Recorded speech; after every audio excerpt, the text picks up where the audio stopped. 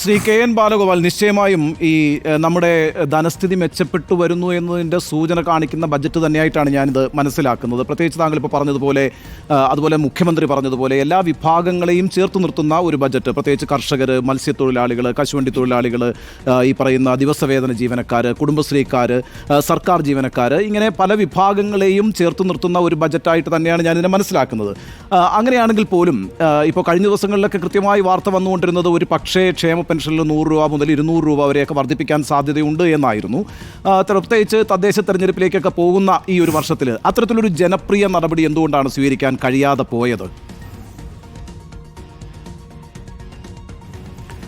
അത് നമ്മൾ പ്രഖ്യാപിച്ചു പോയിട്ട് മാത്രം കാര്യമില്ലല്ലോ. കാര്യം നമ്മൾ കഴിഞ്ഞ ഒരു 2-3-4 വർഷം മുമ്പ്, ഒരു 5-6 മാസം മുമ്പ് നമ്മുടെ ക്ഷേമ പെൻഷൻ്റെ കുടിശ്ശിക 5 ഗഡുവായിരുന്നു. 5 ഗഡു എന്ന് പറയുമ്പോൾ 5000 കോടിയാണ്. അപ്പോൾ അന്ന് നമ്മൾ ആലോചിച്ചിട്ട് മുഖ്യമന്ത്രി തന്നെ നിയമസഭയിൽ പറഞ്ഞ് നമ്മൾ 2 ഗഡു ഈ വർഷം കൊടുക്കും. 2000 കോടി കൊടുത്തു.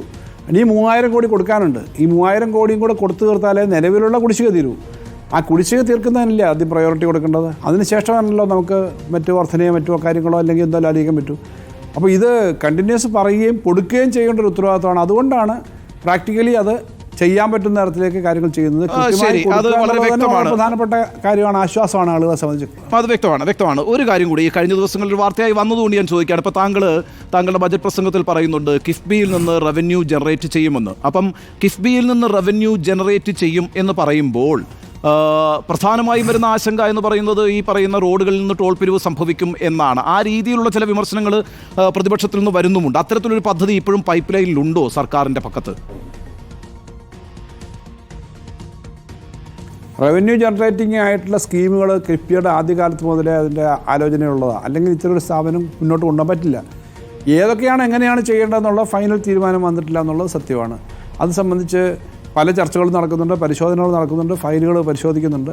നേരത്തെ തന്നെ ചില പ്രവർത്തനങ്ങൾ നടക്കുന്നുണ്ട്. ഉദാഹരണത്തിന് ടെക്നോ പാർക്കിലും സൈബർ പാർക്കിലും ഒക്കെ IT ബിൽഡിങ്, എനിക്ക് ഓർമ്മ വരുന്ന കാര്യം പറയുക, അതുപോലുള്ള കാര്യങ്ങളൊക്കെ കിഫ്ബി പിന്നെ പണം കൊടുത്തിട്ട് അതിൽ നിന്ന് റിട്ടേൺ വരുന്നുണ്ട്.